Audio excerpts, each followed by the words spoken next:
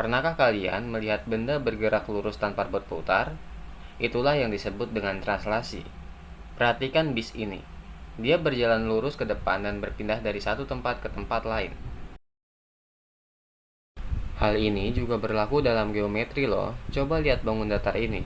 Mereka bergerak dari satu titik ke titik lain tanpa berubah bentuk, orientasi, dan arahnya. Lalu, apa itu translasi? Translasi atau geseran. Suatu pemetaan S bidang merupakan geseran atau translasi bila terdapat ruas garis berarah vektor AB sedemikian sehingga untuk setiap titik P dalam bidang dengan SP sama dengan P aksen dipenuhi P aksen sama dengan AB. Geseran di atas ditulis sebagai SAB. Berikut adalah visualisasi dari pengertian translasi. Berikut adalah rumus geseran. Geseran SOB dengan B, A, B kecil yang memetakan PX, Y dengan P aksen, X aksen, Y aksen dirumuskan. X aksen itu sama dengan X ditambah A, kemudian Y aksen sama dengan Y tambah B. Jika ditulis dalam vektor seperti berikut. Di sini ada contoh di mana diketahui titik P 1,3, kemudian A 3,1, B 4,3, dan C 5,1. Tentukan geseran berdasarkan vektor OP dari segitiga ABC. Nah, di sini kita cari A aksen, B aksen, dan C aksennya di mana? Dengan rumusnya X aksen, Y aksen sama dengan XY ditambah AB, di mana AB-nya sesuai dengan SOP, O ke P, maka 1,3. Di sini A-nya 3,1, A aksennya didapat 4,4, B-nya 4,3, B aksennya 5,6, dan C 5,1, C aksen 6,4. Berikut adalah contoh penggambaran dari hasil yang sudah didapat, di mana terdapat segitiga A aksen, B aksen, C aksen. Mari kita lihat beberapa demonstrasi dan visualisasi dari pergeseran berikut. Kita menggeser buku secara horizontal beberapa satuan ke arah kanan. Selanjutnya, mari kita lihat demonstrasinya pada bidang kartesius. Misalnya kita memiliki segitiga ABC dengan panjang sisi A, B, dan C. Lalu kita memiliki sebuah vektor DE. Kita akan menggeser segitiga ABC sejauh vektor DE.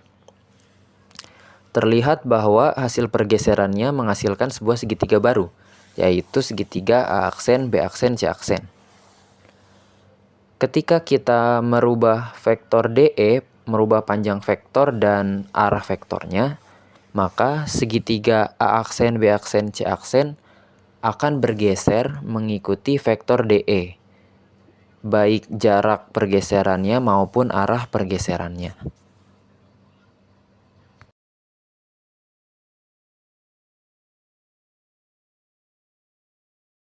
Selanjutnya, mari kita bahas tentang sifat dari translasi. Ternyata terdapat beberapa sifat dari transformasi translasi loh. Yang pertama, jarak antar titiknya tetap, yaitu setiap titik dan bayangannya berpindah sejauh yang sama. Panjang sisi dan jarak antar titiknya tidak berubah. Lalu yang kedua, bentuk dan ukuran bangunnya tetap. Translasi hanya memindahkan posisi tanpa mengubah bentuk, ukuran, atau proporsi dari sebuah bangun. Lalu sifat yang ketiga, orientasi dari bangunnya tetap, yang artinya arah dan urutan titik-titik bangun tidak terbalik, berbeda dengan refleksi yang membalik arah. Lalu yang keempat, vektor translasi seragam.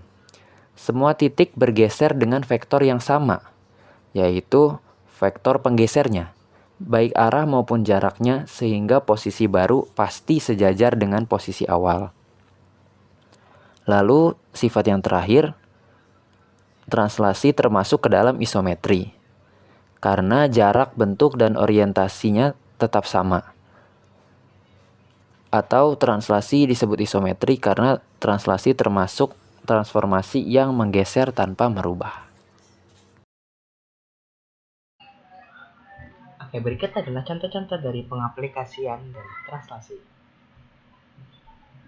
Yang pertama itu ada kereta. Jadi kereta ini merupakan salah satu contoh translasi, yakni kereta bergerak dan stasiun kereta mengawasi pergerakan translasinya agar tidak terjadi tabrakan.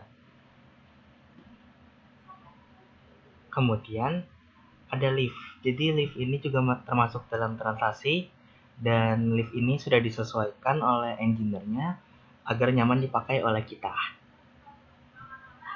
Sekian video dari kami, kurang lebihnya mohon maaf. Wassalamualaikum warahmatullahi wabarakatuh.